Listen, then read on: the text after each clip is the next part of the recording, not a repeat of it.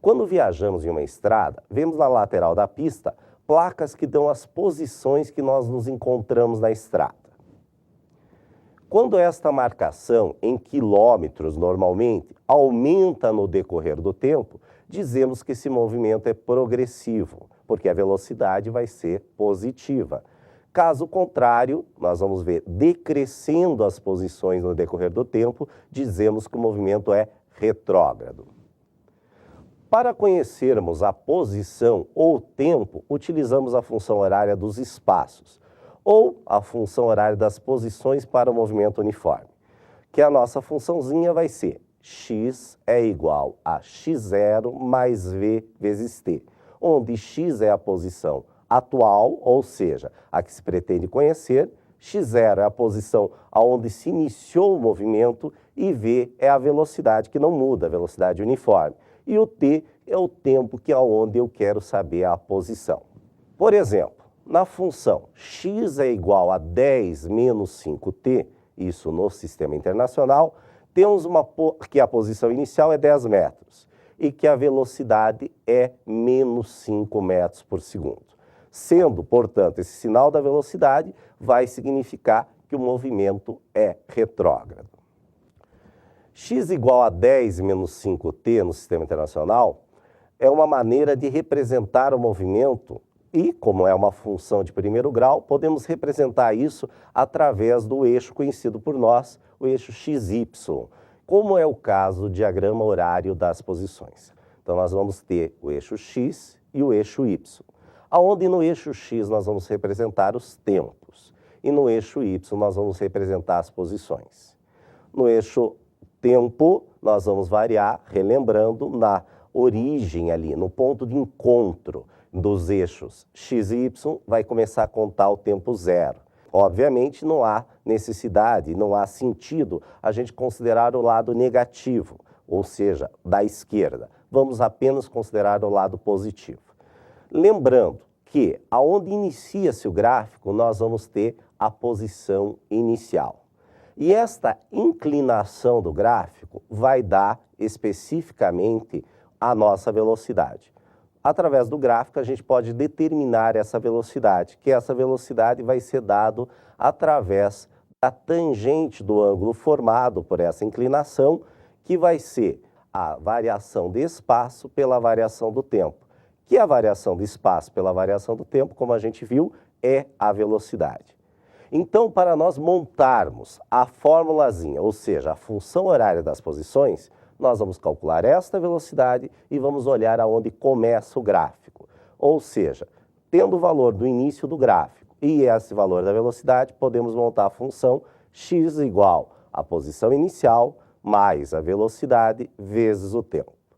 Um outro diagrama bastante importante para nós, o estudo de física, no caso da cinemática escalar, é o diagrama horário da velocidade escalar. Esse diagrama também é bastante simples. Vamos ter os dois eixos cartesianos, no eixo X os tempos, continuamos, só que agora nós vamos mudar o eixo Y, que o eixo Y vai ser dado pela velocidade. No caso do nosso movimento uniforme, nós temos que a velocidade não muda. Portanto, nós vamos ter uma função que em matemática a gente chama de função constante. Ou seja, ele vai ser caracterizado por uma reta que vai ficar paralela ao eixo dos tempos. Se a velocidade for positiva, vai ficar acima do eixo dos tempos. Se a velocidade for negativa, ficaremos abaixo do eixo dos tempos. Novamente relembrando, não há sentido de falar tempos negativos, ou seja, o nosso gráfico somente vai aparecer a partir de zero para a direita. No movimento uniforme, o deslocamento escalar ocorrido no intervalo de tempo é numericamente igual à área compreendida entre a reta, que está representando a velocidade, e o eixo dos tempos. Ou seja, nós precisamos calcular esta área. Esta área, no caso do movimento uniforme, movimento retilíneo uniforme, caso especial, nós vamos ter que vai ser um retângulo. Como é que a gente calcula a área do retângulo mesmo? Nós calculamos a base vezes a altura. Ou seja, base vezes altura vai dar o deslocamento que este veículo deu no intervalo de tempo que para nós interessarmos. Outro diagrama bastante importante para nós é o diagrama horário da aceleração escalar. Esse diagrama é interessante pelo seguinte fato: como a velocidade não muda, ou seja, a velocidade permanece o mesmo valor, nós vamos ter que a aceleração também vai ter que ser constante, ou seja, vai ter que ser igual a zero. E não pode assumir nenhum outro valor que não seja zero, porque senão nós vamos ter variação de velocidade. Então, o diagrama, novamente, nós vamos ter no eixo X os tempos, no eixo Y a aceleração.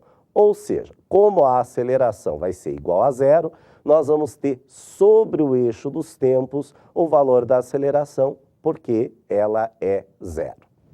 Um outro problema bastante comum em vários vestibulares é quando nós temos no movimento uniforme o encontro de dois móveis que estão com velocidades constantes. Para determinar o instante que os dois móveis se encontram, devemos igualar as posições dos móveis. Isso quando a gente já conhece a nossa função horária, ou seja, nós conhecemos, por exemplo, chamando o móvel A e o móvel B, conhecemos a posição de A, ou seja, XA igual à posição inicial mais a sua velocidade vezes o tempo, e XB igual à posição que ele tem mais a velocidade vezes o tempo. Quando nós queremos saber, nós vamos começar igualando. Como eles vão se encontrar, eles vão estar na mesma posição. Ou seja, nós podemos igualar a posição de A igual à posição de B. Quando a gente faz isso, caímos numa equaçãozinha de primeiro grau. Resolvendo esta equaçãozinha de primeiro grau, aonde a nossa incógnita vai ser especificamente o t, que é o nosso tempo. Nós vamos estar encontrando quanto tempo eles demoram para se encontrar. Depois de nós já termos esse tempo, nós podemos encontrar qual foi esta posição de encontro. Para nós encontrarmos esta posição do encontro, podemos tanto substituir na função horária das posições do A ou na função horária das posições de B. E com isso nós encontramos a sua posição. Se tiver no sistema internacional, o tempo vai estar em segundo e a posição de encontro vai estar em metro. Agora iremos fazer algumas atividades que estão exatamente na nossa apostila. Vamos verificar atividade 1. Dois móveis de dimensões desprezíveis, móveis em movimento uniforme e no mesmo sentido. No instante inicial, ou seja, t igual a zero, os mesmos se encontram nas posições indicadas na figura. Determine o instante em que o móvel A alcança B. Como o problema fala, as dimensões serão desprezíveis, ou seja, o tamanho dos automóveis não será considerado. Como nós vemos na figura, nós temos que o móvel A está numa posição em relação ao B atrasado 1000 metros. Então nós vamos dizer que a posição do móvel A vale 0, enquanto a posição do móvel B vale 1000, a posição inicial isso. A velocidade de A é de 20 metros por segundo e a de B é de 15 metros por segundo. Como ambos estão indo no mesmo sentido e na mesma direção, a velocidade de ambos vamos considerá-la positiva. Agora, montando as duas equações horárias, tanto para A quanto para B. A posição horária de A vai ser 0, que é a posição inicial, mais a velocidade, que é 20t. Portanto, posição horária de A, XA, é igual a 0 mais 20t, ou simplesmente 20t. No caso da posição horária de B, nós vamos ter que a posição inicial dele será 1000 metros, mais a sua velocidade, que no caso é 15 vezes t, ficando com a posição de B, XB, é igual a 1000 mais 15t. Relembrando o que a gente falou agora há pouco, para nós encontrarmos qual a posição e qual o tempo que eles vão demorar para um alcançar o outro, nós vamos fazer que a posição de A é igual à posição de B. Fazendo essa igualdade, nós vamos ter que 20t é igual a 1000 mais 15t.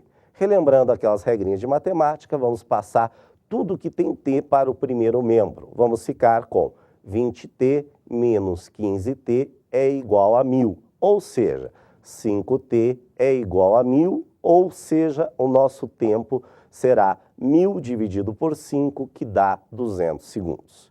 Para nós encontrarmos agora qual foi a posição que o A conseguiu alcançar o B, ou seja, que os dois estão na mesma posição, nós podemos tanto usar a função horária de posição do A ou do B. Então vamos usar a de A, que vai dar exatamente o mesmo resultado se eu pegasse a outra equação, ficando com XA igual a 20 vezes 200 segundos. Ou seja, a posição de encontro dos dois móveis será de 4.000 metros.